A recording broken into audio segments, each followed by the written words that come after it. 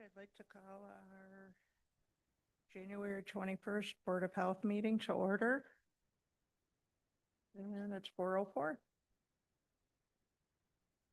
We'll look at the approval of the agenda for the moment.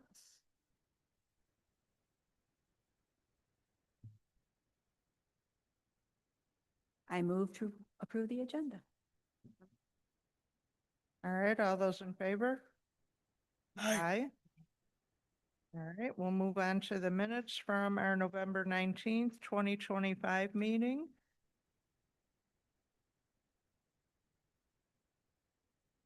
Are there any corrections or additions? There are no additions or corrections. I move they be accepted and submitted. All right, all those in favor, say aye. Aye. Aye. Right. And we'll move on to our accounts payable. So we have 2 months worth to look at. So we'll do the November accounts payable first.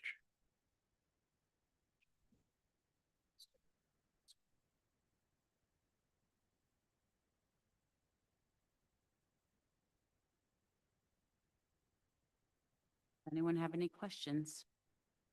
Of course I do. Just on the first page, the Comfort Inn and Suites under First Bank Card. That was actually my hotel room for the finance conference Cool. that we had in October. Okay.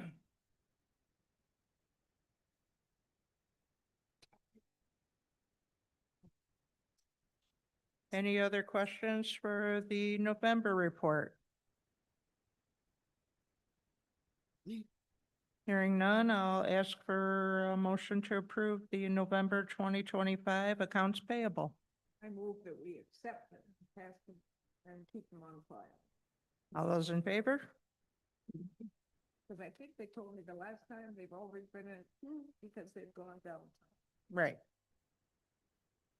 All right, we'll move on to the December 2025 accounts payable report. And my only question would be on the first page for the legal fees. Is that still Hudson? That is.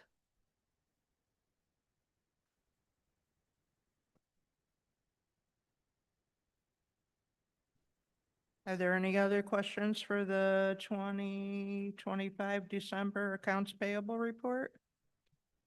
I have a question about the security guard. Okay. It's listed as an armed guard Mm-hmm. in December and a security guard in November. Are those two different, are those the guys that just sit out there in the hallway? No, they're the guards that come and they take our deposits and they bring them here downtown. Okay. My account payable clerk sometimes forgets what she put in as Okay, the payable okay. month to month, so I will keep an eye on I that. wondered why that amount was so low too. Yeah, they come twice a week and they take our deposits and they also take Department on Aging's. Okay. All right, any other questions on the December 25 accounts payable? If not, I'll look for a motion to approve the report. I move that we accept these and keep them on file. All those in favor? Aye. Aye. All right. Health Officers Report. Monica. Good afternoon. An update on respiratory illnesses in the county. Influenza and COVID are at a moderate transmission level. RSV is low and slightly increasing. As of today, the amount of acute respiratory illnesses causing people to seek healthcare is decreasing as a whole. Adults have been trending down since the holidays, and youth 0 to 17 is slightly decreasing, but they are still pretty high. Gastrointestinal illnesses causing people to seek healthcare is also on the decline after the holidays. Update on avian influenza. The last detection in Michigan was on 11/21, and there has been none since. There is currently 30 measles cases in Michigan and 0 new detections in 26. I had an opportunity for emergency preparedness special projects that I worked with emergency management, and we're able to just request certain special projects with carryover funds from the last budget period. And with emergency management and I collaborating, we were approved to purchase 5 new radios for Emergency Operations Center, which was over $15,000. And then also we were approved to purchase 30 automatic AEDs for all county buildings, and that's just over $39,000. So that's a great approval that we got. CDC infrastructure projects, we are at the very, very end of our projects. Things went well. There wasn't too many surprises, and I'm thankful for the team being very flexible in all my requests. And the last thing that I have, and Casey may talk more about this, was we did receive draft 4 of the statewide septic code. So that is eventually going to be back on the table. If there's any questions, I'll answer them.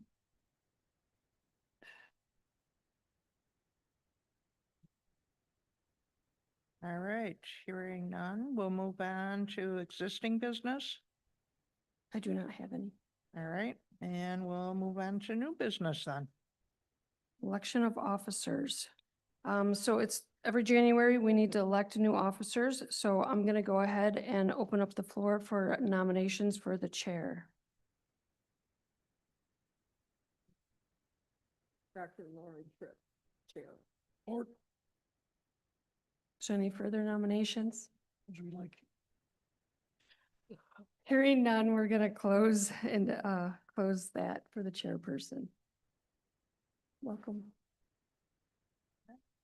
Glad to serve. All right. So the next one would be vice chair. We're going to open up the floor for nominations for vice chair.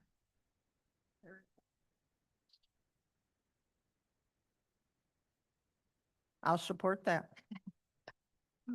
Any further nominations? All right, we're gonna, do I have support for that? Or did you just, oh, you just got support. Okay, we're gonna close it. Thank you, Terry. Here we go.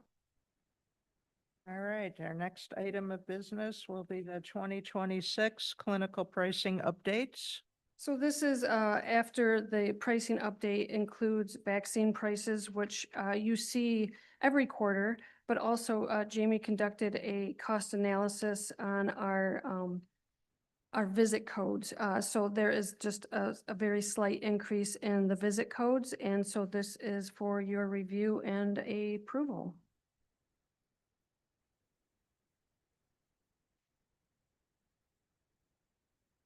Are there any questions on the 2026 clinical pricing updates?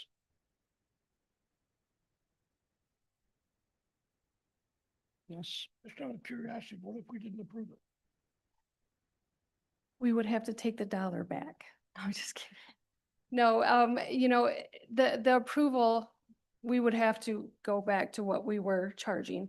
In immunizations, they fluctuate, so you receive that every quarter, and some of them have fluctuated quite a bit.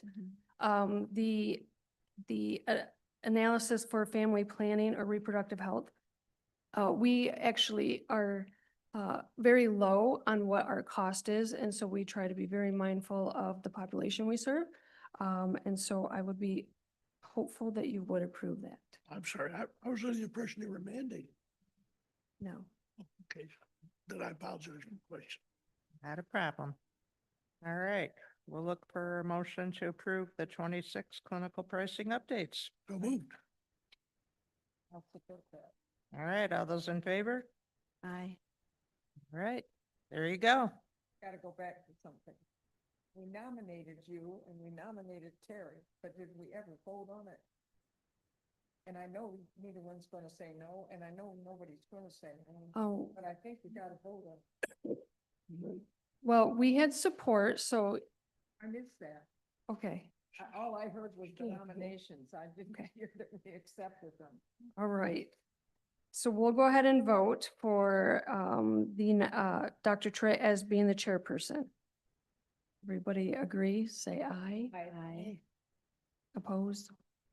Yeah. Okay. How about, we're gonna go ahead and vote for the Dr. Tritt was already voted on. Yeah. Commissioner Collins, yes, for vice chair. Everybody that agrees, please say aye. Aye. Opposed? Thank you, Leanne. Welcome. She's All the- right. She's the sergeant at arms, right? Yeah. That's it. All right, we'll move on to the environmental health fee schedule update. So Casey prepared this. The change is for the state fee is now being directly paid to the state. So we changed the fee schedule just to include our fees. And then also we updated the FOIA cost per page per the Lenawee County's FOIA procedures charges. So if there's no questions, we'd like to get approval on that one as well. 26. I second. All right. I just had one question. For the fairgrounds, what will be their fee?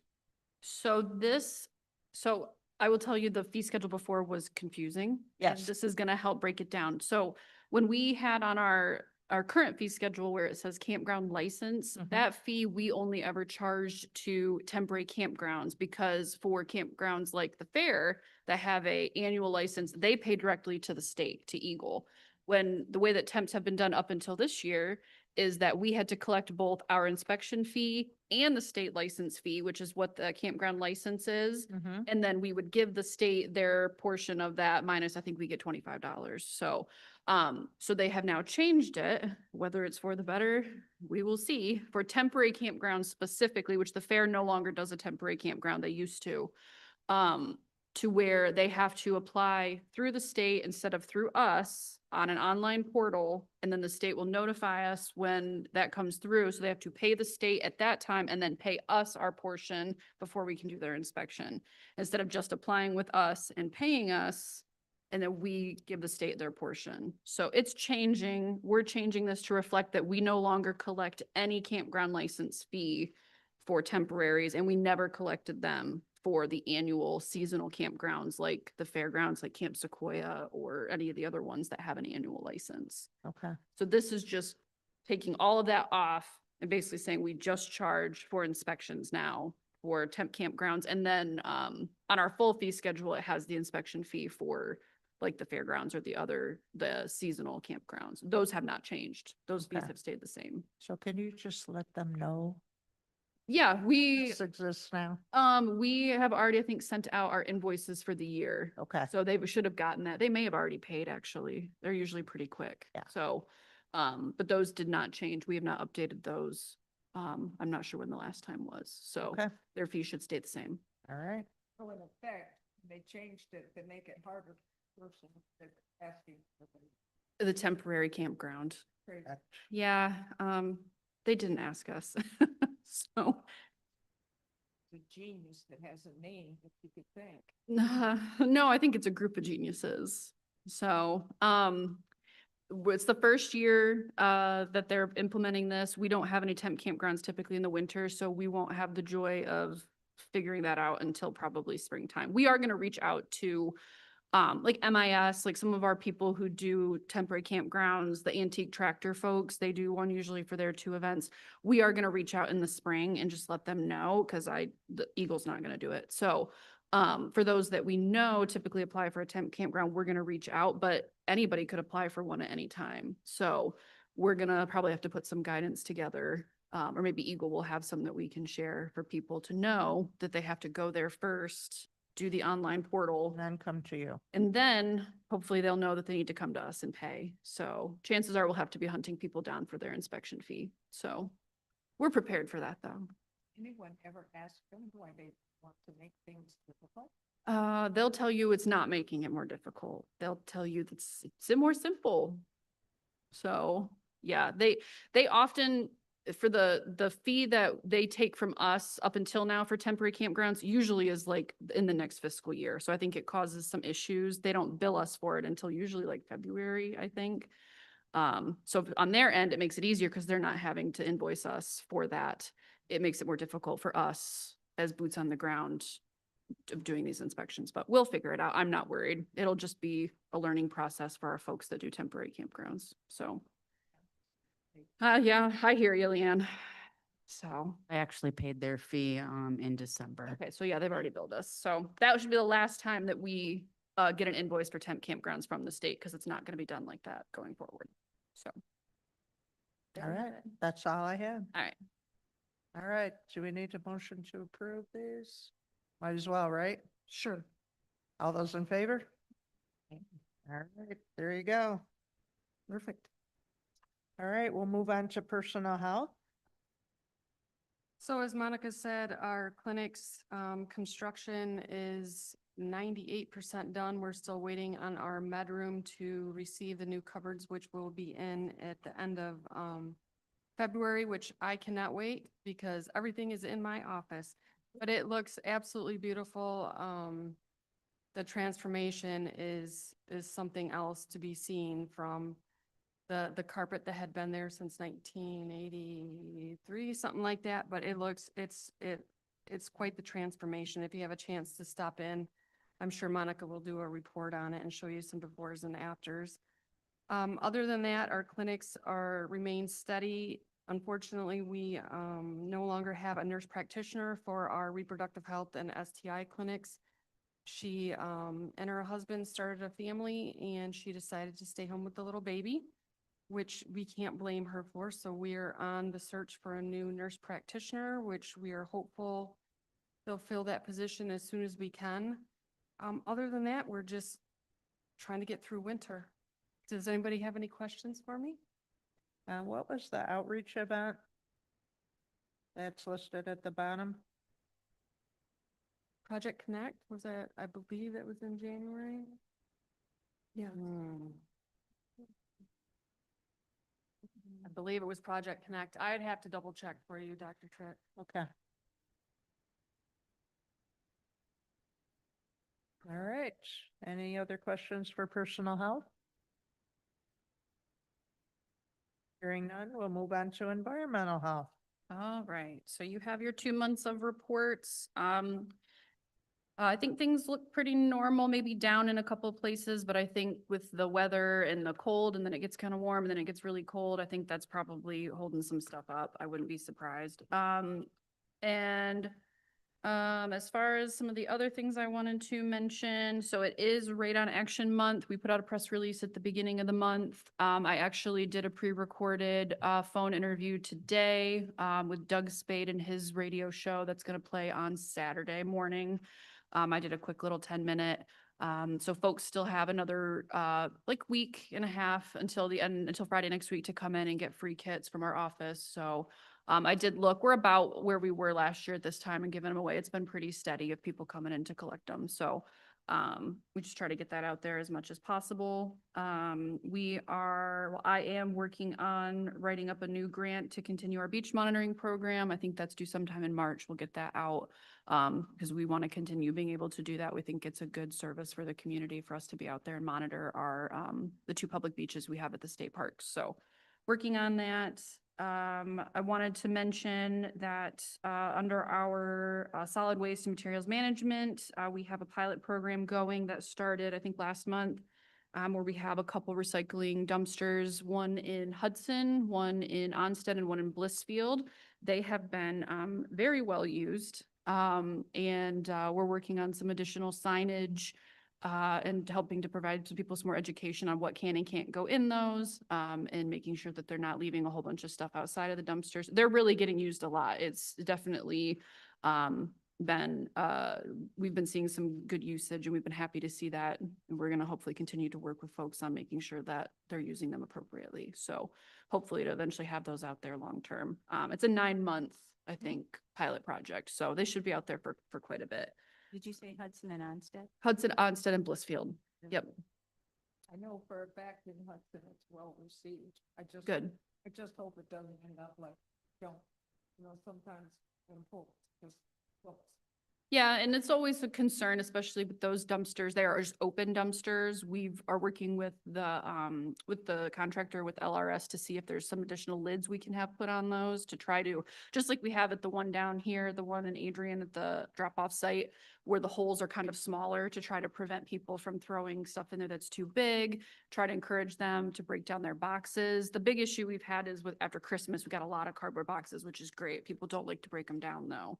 If you break them down, it leaves a lot more room. So just again, working with the communities that maybe haven't had a site before, haven't had one in a long time, to try to just educate and make sure that it's used appropriately, so we can keep them out there for an extended period of time. So, and then like Monica mentioned, we did receive, I think either very early this week, at the very end of last week, draft 4 of the statewide septic code. Still working our way through that.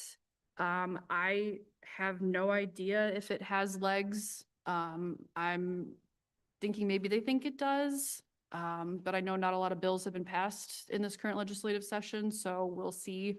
Our legislative liaison didn't seem to think it would move very quickly. It was initially, we were told, going to come out in September, and then of course it's been delayed until now. So still many of the same concerns that we had, concerns about funding, about staffing capacity, about septage and waste hauling capacity. I mean, there's all these problems about the basically a lack of infrastructure to support what they're planning to do. And that's pretty universally felt by a lot of our local health departments, about with the other EH directors. So that's kind of the message that we're still putting out, that there's a lot of things that we think need to be addressed in order for it to be successful. Whether we'll be heard, don't know, but we are trying to get that message across. And if it does start to move, we'll obviously keep you updated. But as of right now, I don't think it's even formally been introduced. It was just, we were given a copy of the draft ahead of time with the message that they plan to introduce it soon. So we'll just keep an eye on it. Because I know we're losing another waste hauler, Another waste hauler. Lenawee Sanitation. Oh, are they not going to be operating anymore? I hadn't They heard. closed December Oh, 31st. okay, that's good to know. Yep. Okay. Well, it's funny because we did just get a new one, and it's the first new one we've had since I've worked here. So maybe he can help pick up the slack. I think he's only got one truck though, so he won't quite replace them, but I'll pass that on to our sanitarian that does that. Yeah. Does that work. So, okay. Good to know. All right. Any other questions for environmental health? Hearing none, we'll move on to emergency preparedness. As I mentioned earlier in my report, that we received the notice of award for the special projects. So we have been working on that and getting final approval to purchase through the Board of Commissioners. And I've also been doing mid-year reports that are due at the end of this month.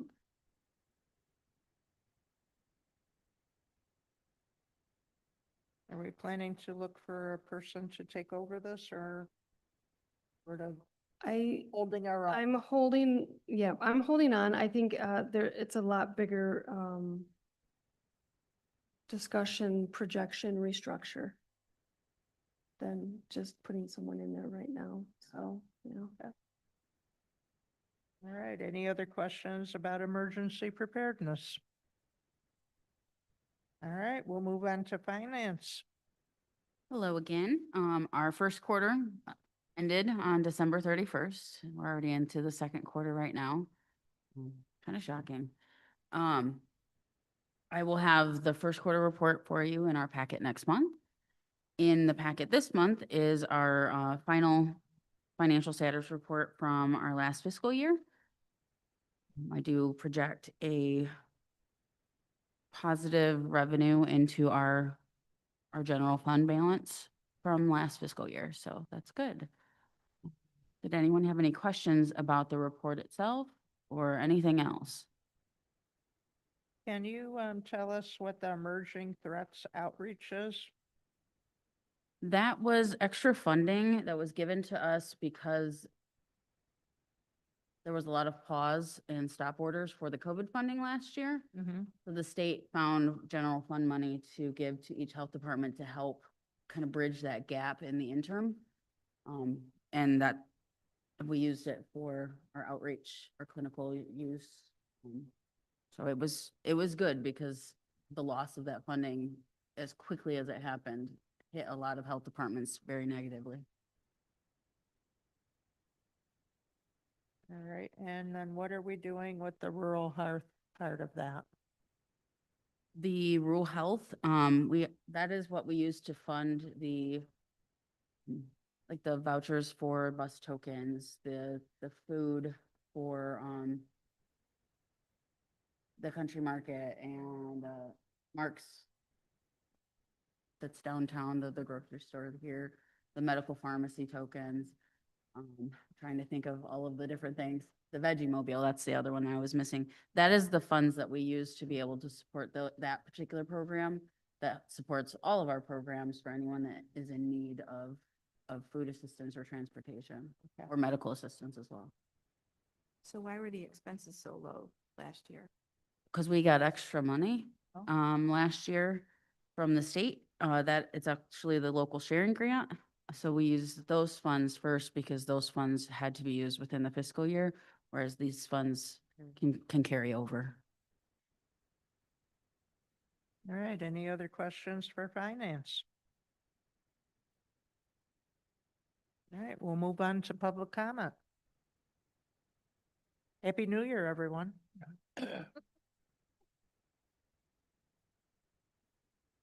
All right, hearing no other questions or comments, I look for a motion to adjourn. You have it? Support. All right, all those in favor? Aye. Aye.